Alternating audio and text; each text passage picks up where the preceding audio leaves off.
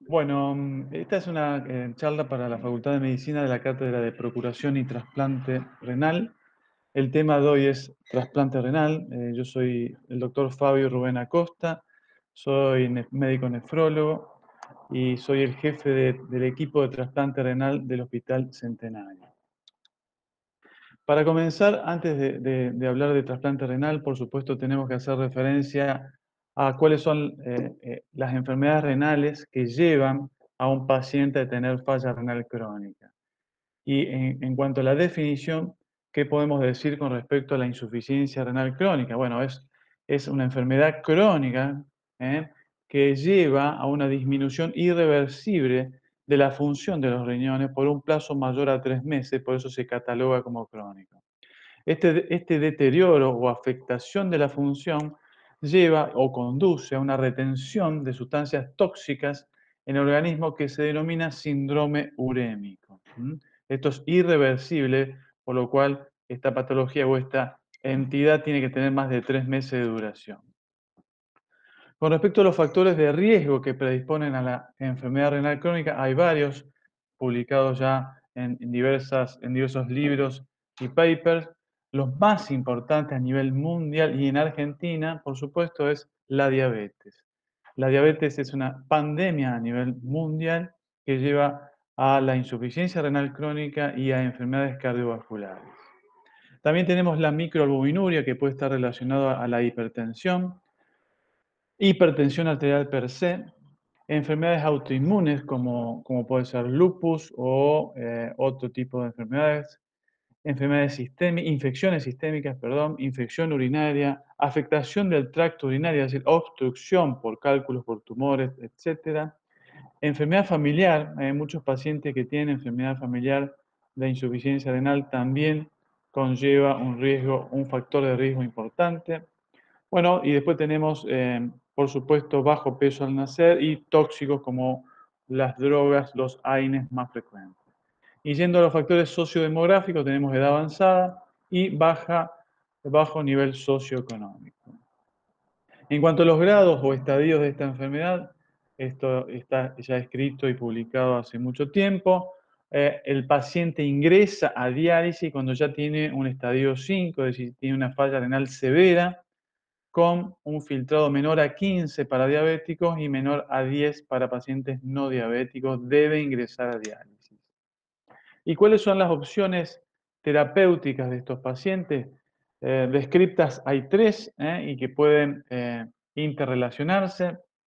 Puede ser la hemodiálisis, la diálisis peritoneal o el trasplante. Un paciente con insuficiencia renal puede directamente ir a trasplante, no necesita pasar por diálisis. Si en Argentina, sobre todo si tiene un donante vivo, la ley permite que un paciente se trasplante antes de diálisis, o puede ir a diálisis peritoneal, o puede hacer hemodiálisis y luego inscribirse en lista de espera para trasplante. Em, pero por supuesto, la diálisis no cura, como dice este cartel bien grande. La diálisis, la hemodiálisis, diálisis peritoneal son tratamientos de sustitución que por suerte existen y que lleva a que el paciente pueda seguir viviendo, pueda seguir trabajando, pueda seguir con su familia, hasta que puede ser inscrito en lista de espera y poder llegar al trasplante renal, que es el tratamiento de elección para esta patología. Esto es muy importante porque muchos pacientes preguntan, ¿y por qué, doctor, yo no puedo quedarme en diálisis y no llegar a un trasplante? Yo tengo miedo de trasplantarme. Y esta gráfica es absolutamente contundente.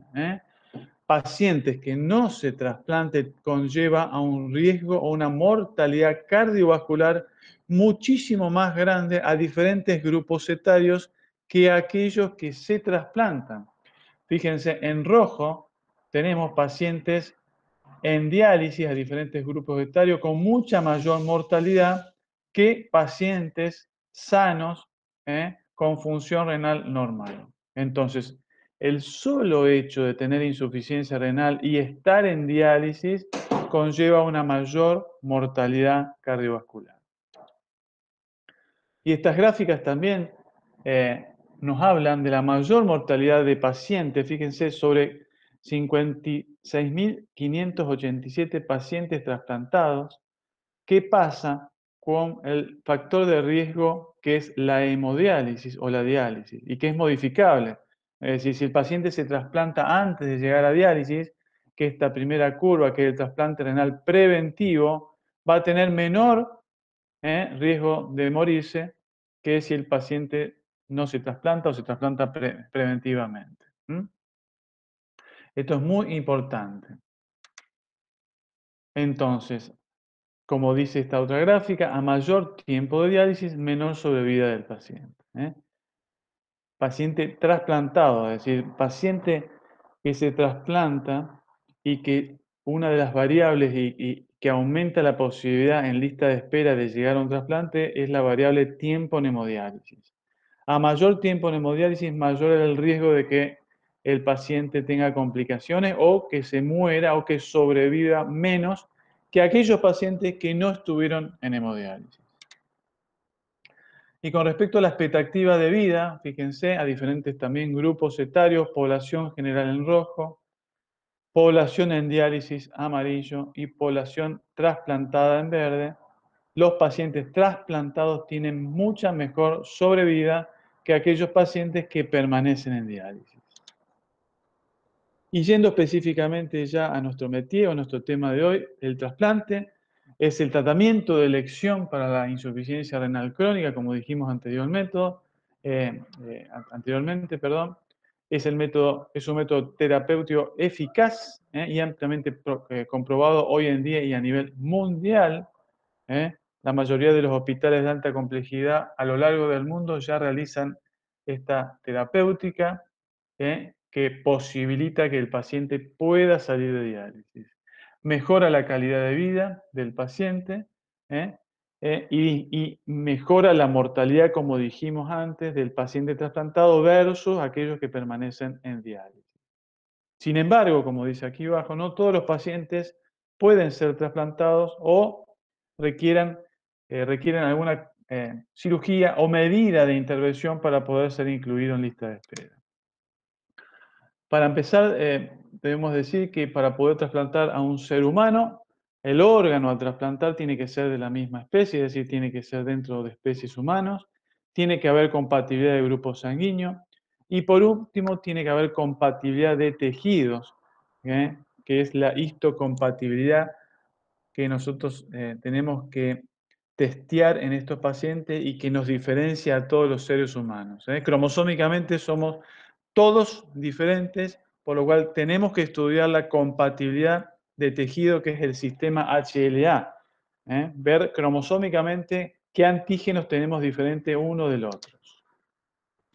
Volvemos a decir lo mismo, las barreras antigénicas en trasplantes, sobre todo el grupo ABO, sanguíneo, el complejo mayor de histocompatibilidad y el complejo menor de histocompatibilidad. Con respecto al grupo ABO, son las mismas reglas que para transfusión de sangre. Un paciente receptor puede recibir un riñón de un donante 0, un receptor A de un A o un 0, un receptor B de un B o un 0 y un receptor AB de un donante A, B o 0. Y como siempre, el sistema inmune acepta lo propio, pero siempre rechaza lo extraño. Esos son los pilares del sistema inmune. Siempre va a tratar de rechazar ya sea hongos, bacterias, microorganismos o un trasplante. Por lo cual, nosotros estos pacientes tenemos que inmunosuprimirlos para evitar que el sistema inmune lo rechace. Y aquí podemos observar en esta gráfica cuáles son las diferentes señales de activación del linfocito T. Tenemos la señal 1, que es donde se presenta el antígeno y que generalmente se utilizan drogas como la ciclosporina o el tacrolimus para bloquear la interleuquina 2. La señal 2, que es la coestimulación, que es paralela a la señal 1, fíjense. En esta señal utilizamos drogas nuevas como el belatacept. Y la señal 3, que es donde actúa fundamentalmente muchas drogas y que es donde se hace la síntesis celular, la división celular.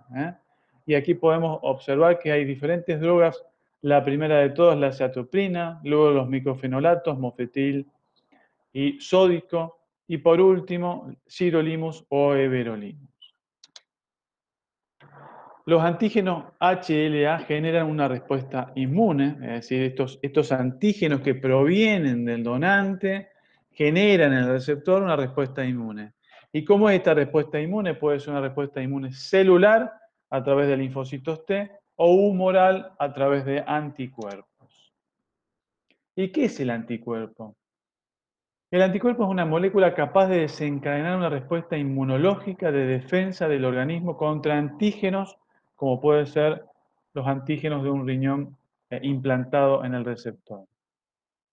Y estos anticuerpos contra estos antígenos se detectan en el laboratorio mediante una prueba cruzada que se llama cross-match, y que se realiza a todos los pacientes entre donante y receptor y a todos los pacientes que están inscritos en lista de espera. Cross-match, en este caso, contra panel. A mayor porcentaje de anticuerpos del paciente que está inscrito en lista de espera, mayor el riesgo va a ser de rechazo. ¿Y cómo se crean estos anticuerpos en un paciente en lista de espera? Bueno, en las mujeres cuando se sensibilizan, cuando se han embarazado, a mayor embarazo, mayor sensibilización, mediante transfusiones de sangre en el paciente en diálisis, aquel paciente que perdió un injerto renal y vuelve a diálisis, este es el principal factor de riesgo de sensibilización de los pacientes en lista de espera, los trasplantes previos. Y también puede haber infecciones bacterianas o virales que sensibilizan transitoriamente hasta que se curen las infecciones. Entonces, ¿qué hacemos nosotros cuando estamos en un operativo de trasplante? Enfrentamos el plasma del receptor, que están los anticuerpos, contra células linfocitos del donante. Y esto es lo que se hace dinámicamente ante cada operativo de trasplante y lo realiza el inmunólogo. Si la prueba es positiva, es decir, que hay lisis de este linfocito por los anticuerpos del receptor preformado, el crossmatch es positivo y contraindica absolutamente la realización del trasplante. Pero ¿qué pasa si este crossmatch está mal realizado? Bueno, lo que vamos a tener una vez implantado el injerto es un rechazo hiperagudo y vamos a ver que este órgano tiene esta forma anátomo-patológico. Esto es una nefrectomía de un riñón que tuvo un rechazo hiperagudo. Fíjense la coagulación inmediata que tenemos y el riñón parece una morcilla, literalmente. Entonces, según la ley de trasplante, todos los pacientes tienen que estar asesorados para ser incluidos en lista de espera. La ley, fundamentalmente la 24193, asesora e informa que todos los pacientes tienen que recibir un asesoramiento médico del médico nefrólogo que los dializa para ser incluidos en lista de espera. Nos obliga legalmente. Y una nueva actualización que se realizó de la ley de trasplante a través de la Cámara de Senadores y Diputados de la Nación fue la famosa ley Justin o la ley 27447, esto fue en el 2018, que realiza una serie de cambios, explica más a fondo los derechos del donante y los receptores, incorpora una nueva declaración de principios bioéticos, establece prioridad para el traslado aéreo y terrestre de los pacientes o injertos, dispone de la creación de servicios de procuración hospitalarios, esto es muy importante. Otra cosa muy importante, incorpora el procedimiento de donación cruzada, que antes era por vía de excepción judicial. Bueno, la ley nueva ya nos permite a los equipos de trasplante poder realizar este procedimiento. Simplifica y optimiza los procesos que requieren intervención judicial. Esto es muy importante. Había una gran demora en aquellos donantes con muerte encefálica que esperaban la autorización judicial para poder realizar la ablación de los órganos. En caso de menores, también agiliza mucho más, autoriza la ablación con autorización de alguno de los dos progenitores. Y por último, algo también importante, se dispone que la hora del fallecimiento del paciente es aquella en la que se completó el diagnóstico de muerte encefálica. Esa es la hora. Cuando el paciente ingresa en muerte encefálica y está comprobado a través de diferentes tests.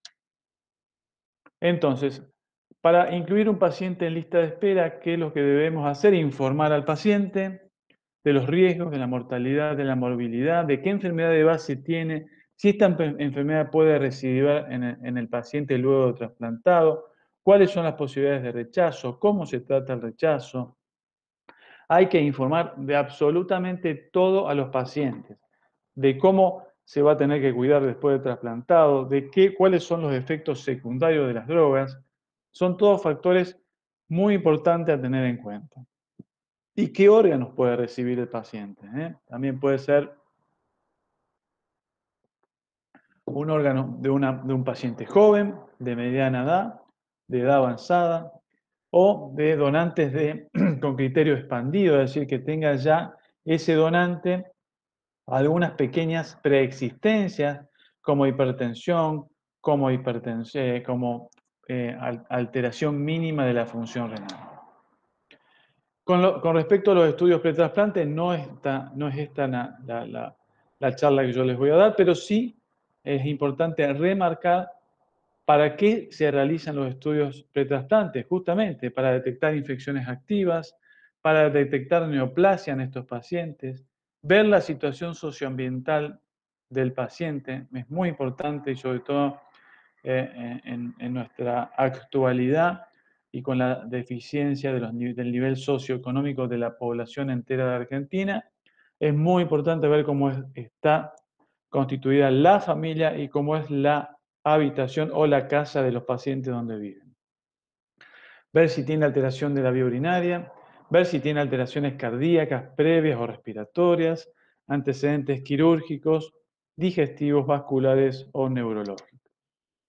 Con respecto a las contraindicaciones absolutas para un trasplante, van a ser sobre todo neoplasia activa con corta expectativa de vida, enfermedad crónica con, por ejemplo, un paciente EPOC terminal con poca expectativa de vida, consumo activo de drogas o alcohol, una psicosis y alteraciones psiquiátricas no controladas, no adherencia demostrada a aquel paciente que está en diálisis y que no adhiere al tratamiento y que no cumple con las indicaciones médicas en absoluta, o infección por HIV con infecciones oportunistas.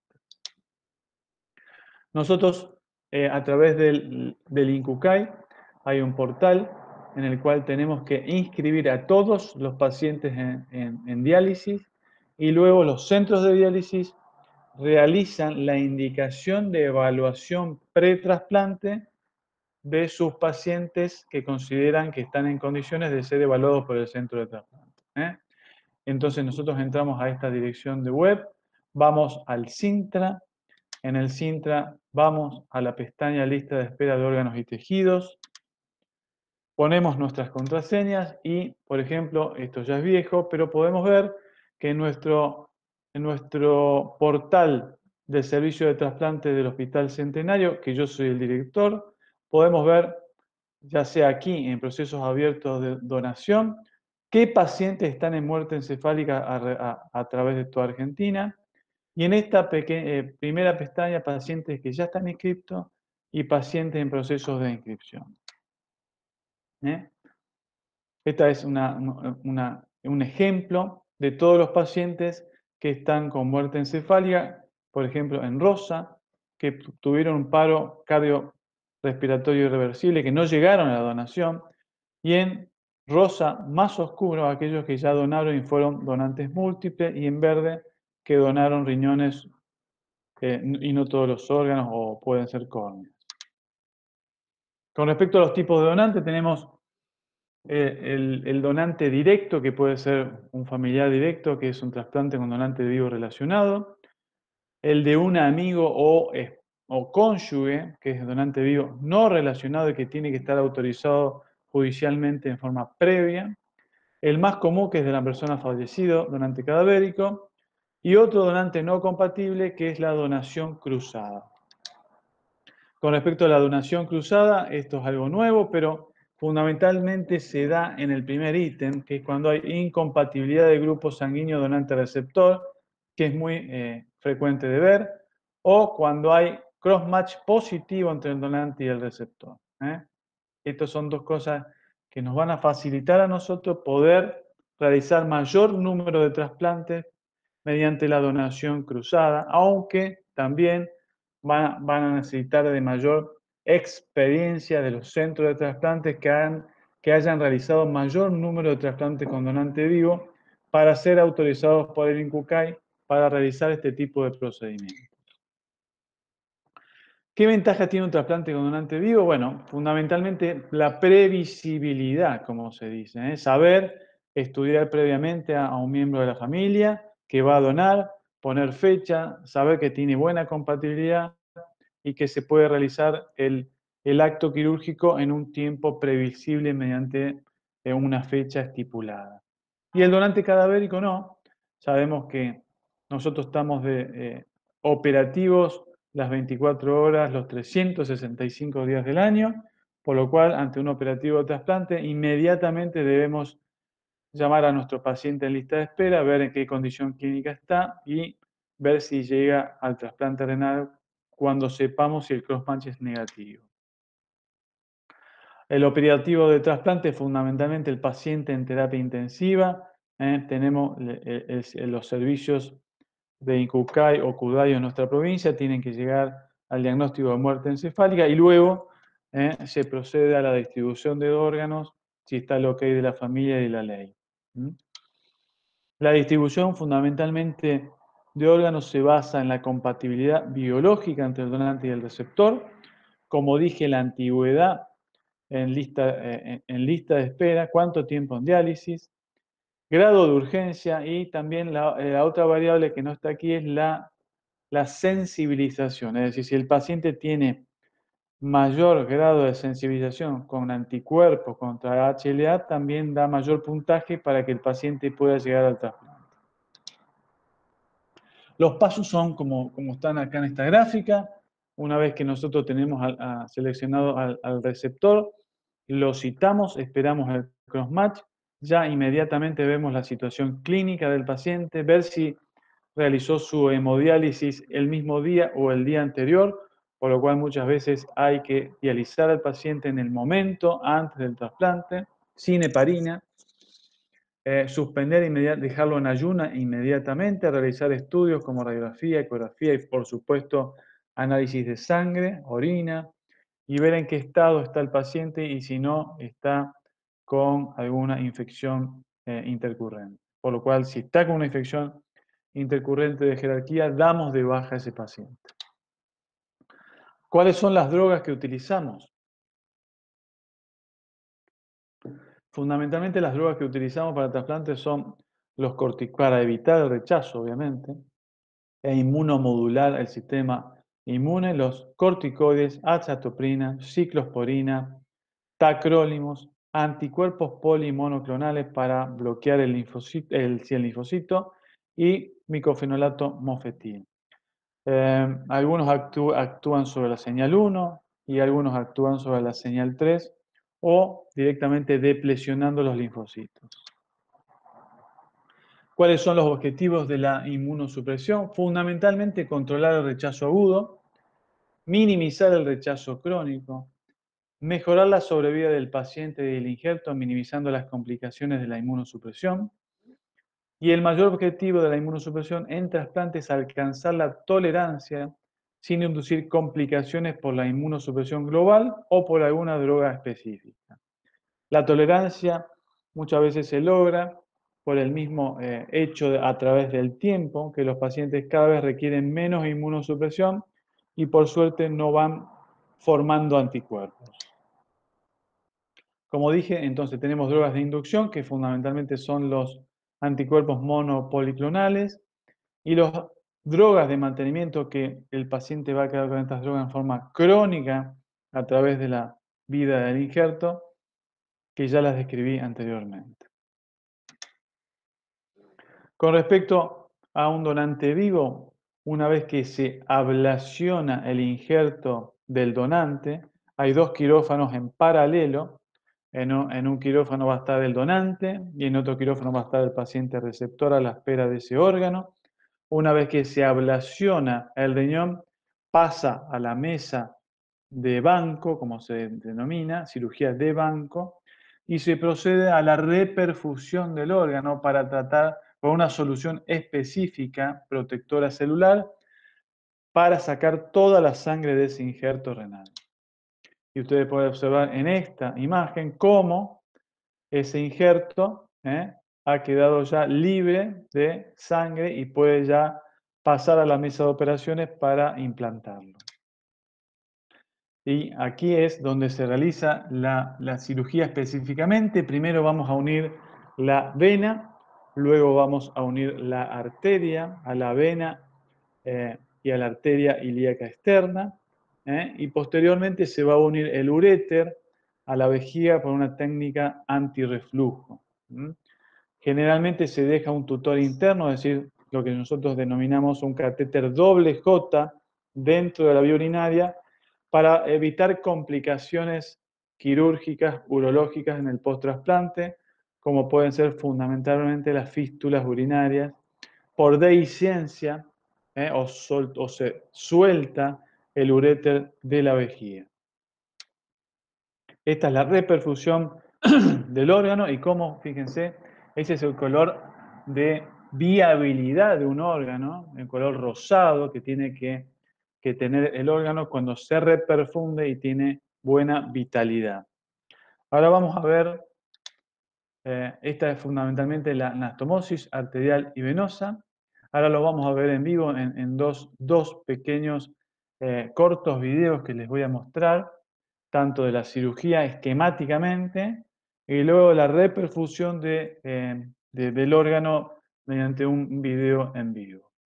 Este es el video de esquemáticamente de cómo se accede en un paciente receptor de la cirugía en sí mismo.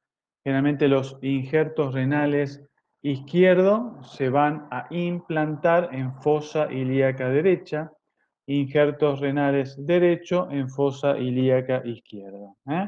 Se hace una incisión. eh, Se hace una incisión y se van debridando el tejido cerebral subcutáneo, las fascias, fíjense acá accedemos a la fascia, luego a los músculos rectos, se procede a la disección de los músculos también, y ya estamos, una vez que se ingresa, podemos observar todo el peritoneo con las asas intestinales, el cordón espermático que se va a ligar aquí, no se liga, se saca, se separa, se accede al peritoneo y podemos, una vez corriendo el epiplón, como se corre acá con separadores, podemos acceder a la arteria ilíaca externa y a la vena ilíaca. Lo azul es en vena, lo rojo es la arteria ilíaca externa, ilíaca interna. Una vez que ya están disecados los vasos, entonces se procede a ver el injerto que se coloca en la mesa de operaciones y vamos a proceder primero, como dijimos anteriormente, a la sutura venosa. Se coloca el injerto, se lo ubica en la fosa ilíaca derecho y la vena se va a unir término lateral a la vena ilíaca, Fíjense, se separa la arteria con unas cintas y se procede, se hace una incisión, primero se hace un clamp, se hace una incisión con el bisturí, esta incisión se agranda con la tijera, se saca la pequeña cantidad de sangre mediante una solución lavadora o un aspirador, y procedemos ahora sí a la sutura venosa con puntos, fíjense cómo prolijamente. Hay que ser muy cuidadoso de esta sutura. Muchas veces la vena no viene un poco desgarrada o la vena viene con un parche de vena cava inferior. por lo cual hay que ser prolijos, hay que dejarla lista y hay que suturarla bien, porque si esta vena queda aquí un poco estenótica, vamos a tener un problema. Posteriormente vamos a hacer una incisión y esa es una pinza que se llama punch, que agranda la incisión en la arteria. También se elimina la sangre. Previamente está clampeada, como ustedes ven, la arteria. Y se procede a la unión o a la sutura arterial mediante puntos, generalmente hilo de sutura muy fino, 6070. Se clampea la arteria y luego se procede al desclampeo tanto de la vena como la arteria y el riñón comienza a reperfundirse y a adquirir el color vital que yo les dije anteriormente, color rosado.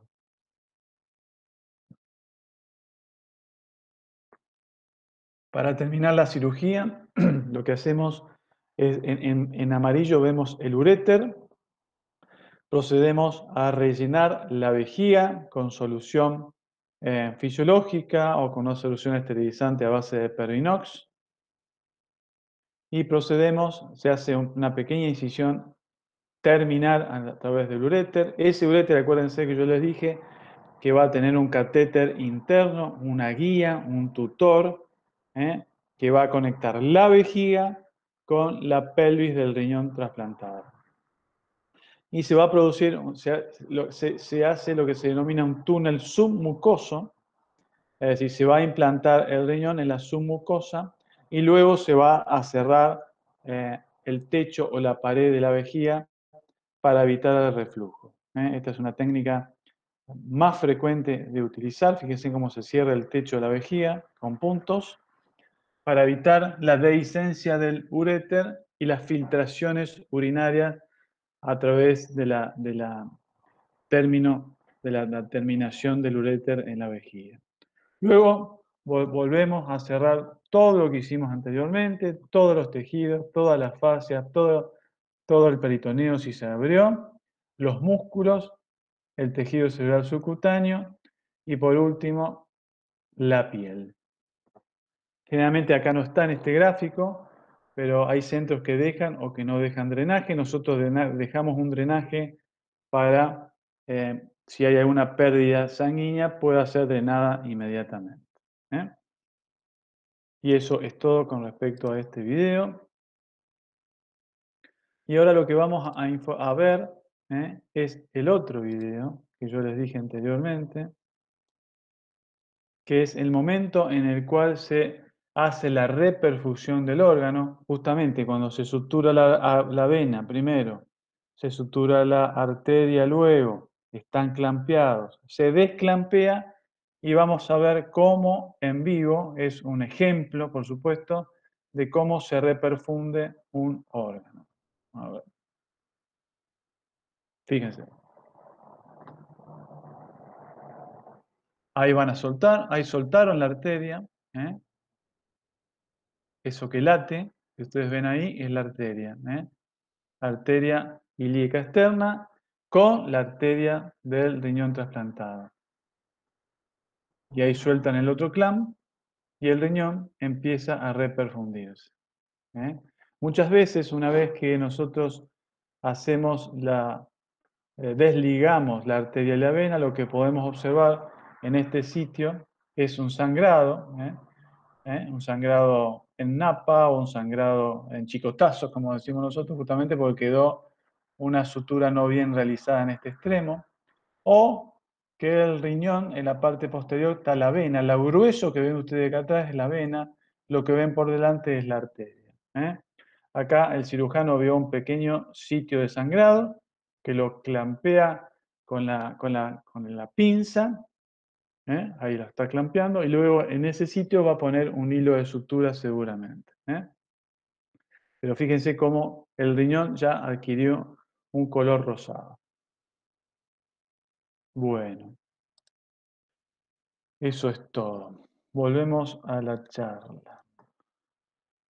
Continuando con la charla, entonces la supervivencia del injerto es diferente según nosotros hagamos el trasplante de un órgano con donante vivo o un órgano con donante cadavérico, y también depende mucho de la compatibilidad del órgano donante-receptor. Y se expresa generalmente como mismatch en inglés, es una sigla, o incompatibilidades.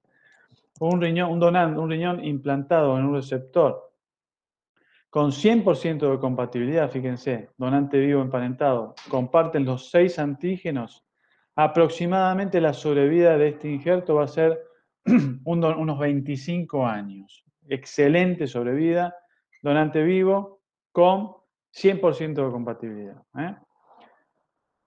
Pacientes de un cadáver que también compartan los 6 antígenos, también muy buena sobrevida, aproximadamente 15 o 20 años de sobrevida. El donante vivo con 3 antígenos, que es un haplotipo, que es lo más común de observar, una sobrevida de 12 a 15 años. Y luego tenemos los donantes cadavéricos, que nosotros es lo que más frecuentemente usamos, implantamos, con diferentes tipos de compatibilidad, desde muy buena compatibilidad a muy baja compatibilidad. Acá fíjense que llega a haber hasta 5 o 6 incompatibilidades, es decir, que nosotros trasplantamos a veces con una compatibilidad de un solo antígeno. En promedio, y a raíz de la muy buena inmunosupresión que tenemos actualmente, el promedio de un cadavérico es entre 8 a 10 años. Pero la realidad actual es que la incidencia de insuficiencia renal crónica a través de los años y de las mejores terapéuticas de las enfermedades cardiovasculares ha ido aumentando. Hay cada vez a nivel mundial más pacientes en diálisis y con menores chances de llegar a un trasplante. Como dice acá, menos de un 50% de los pacientes que se incluyen en lista de espera por año son trasplantados. De manera que la brecha existente entre los pacientes que necesitan trasplante y los trasplantes realizados va en aumento. La brecha cada vez se va aumentando más. Y por último, el riesgo de mortalidad a largo plazo era hasta un 68% menor en los pacientes trasplantados que en los pacientes en lista de espera. Esto es muy importante también y para asesorar a los pacientes. Informar adecuadamente y decirles que las chances de sobrevida son mucho mayores si se trasplanta que si siguen en diálisis. ¿Cuáles pueden ser las estrategias para aumentar el número de trasplantes? Bueno, tratar de investigar mucho más en la familia quién quiere ser donante de este paciente, trasplantes también por vía de excepción, vía amigos, esposos, promover trasplantes renales cruzados, que ahora sí estamos habilitados, trasplantes cadavéricos con criterio expandido, como dijimos, con patologías asociadas, hipertensión, diabetes, aterosclerosis, donantes cadavéricos a corazón parado, no se hace en Argentina, se hace en España, Estados Unidos, muy importante. Son aquellos pacientes que mueren en vía pública, por ejemplo, un accidente de tránsito, y estos pacientes son inmediatamente llevados al hospital en un lapso corto de tiempo, menos de media hora.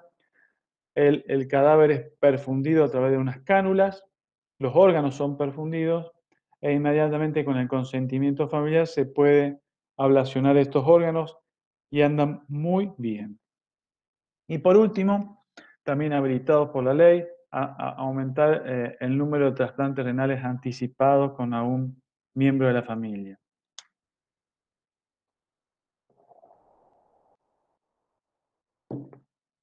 Entonces, ¿cuáles son los factores, los principales, los 5 factores principales de sobrevida del injerto?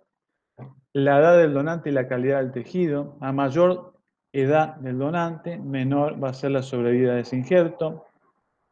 Por eso generalmente utilizamos pacientes añosos, donantes añosos en receptores añosos. La muerte cerebral y factores relacionados, es decir, cómo ese paciente en terapia intensiva con muerte cerebral fue mantenido, que no haya tenido hipotensiones, que no haya tenido disminución del ritmo de diuresis, que no haya tenido una parada cardíaca. Preservación e injuria del implante, muy relacionado a lo anterior. Si el paciente tuvo un rechazo, peor si tuvo un rechazo dentro del primer mes de trasplante. Y factores concernientes al receptor, esto habla fundamentalmente del cuidado del paciente en sí, si el paciente aumenta mucho de peso, si cumple o no cumple con la medicación, si se tornó diabético, ¿eh? Si está hipertenso. Son todos factores que hacen al autocuidado del paciente. Con respecto a las diferentes causas de disfunción o inmediata en los pacientes y en los injertos, vamos a hablar solamente de algunas más importantes, como es la necrosis tubular aguda. Es muy común que los pacientes trasplantados, una vez que el trasplante se realiza luego de un tiempo de preservación en frío, desde que se ablacionó hasta que se implanta. A mayor tiempo de isquemia fría, porque está preservado en frío, menor son las chances de que este riñón inmediatamente tenga función renal inmediata, es decir, que el riñón empiece a orinar. La traducción anátomo-patológica de esto es la necrosis tubular aguda, es decir, aquel paciente que no, a mayor tiempo de isquemia y que no funciona inmediatamente, función renal retardada, como está escrito acá, va a tener más riesgo de tener necrosis tubular aguda. Como dice aquí, la necrosis tubular aguda en trasplante con donante cadavérico es hasta un 40 o más, un 60% diría yo, y más rara en donantes vivos. ¿Y cuáles son los factores de necrosis tubular? Relacionadas con el donante, donantes fallecido, mayor si es en asistolia que donante vivo, donantes mayores de 55 años, si tuvo falla renal ese riñón, mayor en causas de muerte cardiovascular que en un traumatismo, mayor en pacientes diabéticos con preexistencia, si tuvo parada cardíaca, relacionados al propio extracción. Fíjense, la cirugía laparoscópica muchas veces hace tracción de los órganos y es mayor la necrosis tubular por vía laparoscópica que por cielo abierto. El tipo de solución que se utiliza acá, si esto es lo más importante, tiempo de isquemia fiebre prolongado. Cada 6 horas aumenta 23% el riesgo de que se produzca función renal retardada. Actualmente en Argentina y a raíz de la seroteca que tienen todos los bancos de sangre de las jurisdicciones, el tiempo de isquemia se ha reducido por suerte bastante y el promedio es entre 12 a 14 horas. Y relacionadas con el receptor, bueno, si tuvo una buena diálisis preoperatoria, si el paciente tiene una afectación cardíaca, si los vasos arteriales tienen ateromatosis, pacientes en diálisis inflamado por la insuficiencia renal y por la uremia tiene mayor riesgo de tener aterosclerosis y calcificación de los vasos. Entonces, ese es un factor muy importante en el receptor. ¿Y cuál es la traducción histológica de necrosis tubular? Estas son las biopsias que hacemos a todos los pacientes que no orinan a los 7 días, biopsias de control, y fíjense que lo más frecuente es que tengamos necrosis tubular, células tubulares dañadas. Otra complicación y temible es el rechazo hiperagudo, que generalmente se da en forma inmediata y como les comenté anteriormente, son por anticuerpos ya preformados en el paciente y que el crossmatch donante-receptor no fue hecho en forma fehaciente, por lo cual en pacientes sensibilizados con anticuerpos preformados, nosotros lo que hacemos es crossmatch en forma habitual y crossmatch por citometría de flujo para evitar este tipo de inconveniente. Como dice acá, el daño es irreversible, pasa de un color rosado a cianótico o moteado y no hay orina. Fíjense, histológicamente hay una coagulación inmediata del injerto, de los capilares y de las arterias pequeñas de ese riñón. No, hay obstrucción total de la luz vascular, hay glomérulos con mucha congestión y la macroscópica, fíjense, es el riñón que anteriormente les mostré. Hay trombosis. Rechazo mediado por anticuerpos. Bueno, este es otro tipo de rechazo. Está el rechazo celular y el rechazo mediado por anticuerpos. Generalmente también está dado por algún grado de desensibilización de los pacientes en lista de espera. Por suerte y a raíz de los diferentes métodos de fase sólida, el inmunólogo actualmente se detectan mucho mejor los anticuerpos clase 1 y clase 2 en sangre. Y este rechazo lo que produce es una lesión histológica y también podemos nosotros detectar que es por anticuerpos porque hacemos una tinción específica que se denomina C4D, el complemento 4. ¿Cuáles son los riesgos de sensibilización? Ya lo dijimos anteriormente, fundamentalmente pacientes que han perdido un trasplante previamente, transfusiones de sangre o embarazos. El daño tubular, vamos a tener aquí una capilaritis tubular, vamos a tener arteritis, inflamación de las arterias de diferente grado, leve hasta moderado con necrosis fibrinoide. O podemos tener una mesangiopatía, microangiopatía, que simula, es una microangiopatía trombótica. Fíjense cómo se trombosa. Esto es un grado mucho más severo de rechazo humoral con trombosis de los capilares glomerulares. En base a una clasificación que se denomina clasificación de Banff, porque la primera reunión de todos los patólogos que hacen trasplantes fue en Banff, en Canadá. Por eso se titula clasificación de Banff, que se va actualizando cada 2 años. Tenemos que tener evidencia de interacción entre anticuerpo y endotelio vascular. Lo que yo les dije, la tinción de C4D por inmunofluorescencia o inmunohistoquímica. Inflamación de la vasculatura con capilaritis más glomerulitis moderada severa. Esta es la inmunofluorescencia y fíjense cómo se tiñen los capilares peritúbulos. Estos son los túbulos y estos son los capilares y se inflaman. Y se pueden teñir.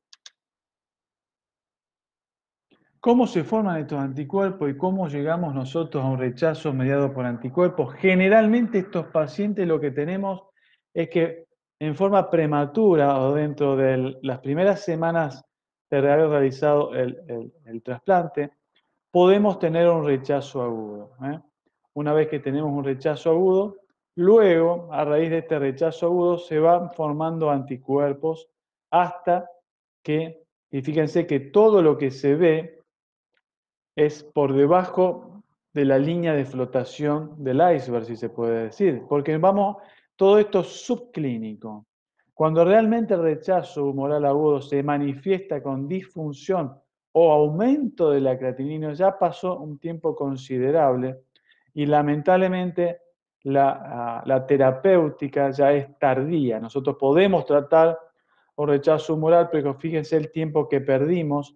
Por eso actualmente hay diferentes métodos mucho más sensibles para detectar disfunción por rechazo agudo humoral, y uno de ellos, se los voy a mencionar, se denomina cell-free DNA. El cell-free es detección de partículas del ADN del donante en el receptor. Cuando estas partículas, mediante una técnica de PCR, se puede detectar en sangre, nosotros rápidamente podemos biopsiar a estos pacientes y llegar al diagnóstico de rechazo humoral más prematura que tardía cuando nosotros hacemos la biopsia aquí. Cuando el paciente forma más anticuerpos, justamente cuando el paciente no adhiere, se estipula que aproximadamente un 30% de todos los injertos de órganos sólidos implantados a nivel mundial se pierden por no adherencia. El paciente que no adhiere bien al tratamiento forma anticuerpos. Y fíjense, el que no adhiere forma anticuerpos el 60% a los 10 años. Y como dije anteriormente, ¿cuáles son los factores de riesgo para formar anticuerpos? Es que el paciente que hizo un rechazo celular previo. Aquel rechazo celular que pasó desapercibido, que no fue tratado ni detectado a tiempo, bueno, ese paciente va luego a formar anticuerpos y que llevan a la pérdida del injerto. Toxicidad por drogas, se refiere fundamentalmente a qué pasa a largo plazo en estos pacientes cuando utilizan crónicamente drogas como las ciclosporinas o el tacrolimus. Estas drogas pueden causar toxicidad aguda reversible, es decir, si nosotros detectamos niveles elevados de drogas en sangre, podemos, mediante la titulación en dosaje, podemos bajarlos y adecuar y el paciente rápidamente mejora. Ahora, si estas drogas a largo plazo también pueden producir toxicidad. Entonces, la aguda es reversible, la crónica es irreversible. Y fundamentalmente la aguda da cambios funcionales como vasoconstricción y colapso del glomérulo. Fíjense esta imagen de microscopía electrónica, es un glomérulo normal con una arteriola aferente normal y cómo se va afectando por el hecho de la disfunción aguda por la droga. También lo que puede dar es acumulación de lípido, vacuolización isométrica en los túbulos, células mitocondrias gigantes, también se pueden observar en los túbulos, todo esto es irreversible, o cambios ya crónicos a raíz de la afectación vascular lleva a isquemia y a fibrosis del intersticio. Entonces lo que produce es arteriopatía severa con fibrosis, glomérulos en oblea, atrofia tubular y fibrosis intersticial en banda, que es característica por la vasoconstricción e isquemia por lesión arteriolar. También la toxicidad crónica puede producir una trombosis de fibrina en arteriola aferente, que también podemos observarlo, incluso en la inmunofluorescencia. Pero no obstante esta toxicidad del órgano, que por más que el paciente tenga toxicidad, generalmente estos injertos funcionan muy bien. Y es preferible, como dice aquí, tener una leve toxicidad del órgano por drogas que tener anticuerpos circulantes y que produzcan un rechazo mediado por anticuerpos, que eso sí lleva a una disminución de la función del injerto. Entre los pacientes no adherentes a la medicación, mayor es el riesgo de rechazo y pérdida del injerto. Y está ligada a un muy mal pronóstico. ¿Cuáles son los factores de riesgo asociados a la no adherencia? Pacientes jóvenes, sexo masculino, pobre apoyo social, mala percepción de los beneficios del trasplante y el tratamiento, bajo nivel socioeconómico, deficiencia del sistema de salud, impedimento de acceder a costear la medicación, grandes distancias geográficas al centro de trasplante, malos sistemas de transporte y mayor tiempo desde el trasplante. Entonces, el peligro o la señal fundamentalmente está en pacientes jóvenes, bajo nivel socioeconómico, la transición de edad pediátrica a adulto. Ese es un periodo de tiempo o de años en el cual el paciente es muy rebelde y generalmente abandona la medicación. Bajo nivel educacional, entorno de convivencia limitado, poca contención familiar fundamentalmente. Como dije, el paciente no adherente conlleva a un riesgo, fíjense, global de pérdida de injertos. Aproximadamente se pierden 22,6 casos cada 100 pacientes trasplantados por año. Estimativamente el 50% de los rechazos agudos tardíos y 15% de las pérdidas de injertos está relacionado a la no adherencia. Y la probabilidad de pérdida de injerto, acá abajo, aumenta 7 veces en los pacientes no adherentes con respecto a los adherentes. ¿Cómo mejorar la adherencia en el paciente? Bueno, hay que hacer un enfoque interdisciplinario, médicos, enfermeros, psicólogos, trabajadores sociales, infectólogos, bioquímicos. Demorar el trasplante hasta que el paciente haya demostrado perfecta adherencia a la diálisis. Educar al paciente acerca de la importancia de la toma de los inmunosupresores en tiempo y forma y sus consecuencias. Simplificar en lo posible el tratamiento, A menor número de drogas, mejor la adherencia. Mejorar los problemas diarios en forma rápida y directa. Acceso a inmunosupresores, transporte, psiquiatría, vivienda, con el necesario apoyo del Estado y los financiadores. Lo que nosotros vemos en este iceberg es lo que generalmente es cuando el paciente viene a la consulta en el consultorio de seguimiento de trasplante, es decir, podemos ver el peso, la edad, si está hipertenso o no, vemos el laboratorio, pero lo que no vemos es lo más importante con respecto al rechazo de estos pacientes, si trabajan, si no trabajan, el nivel socioeconómico, cómo es la vivienda, contención familiar, sistema de salud, acceso a la medicación, etc. Por último, una breve reseña de la tarea de nuestro equipo de trasplante en el Hospital Centenario.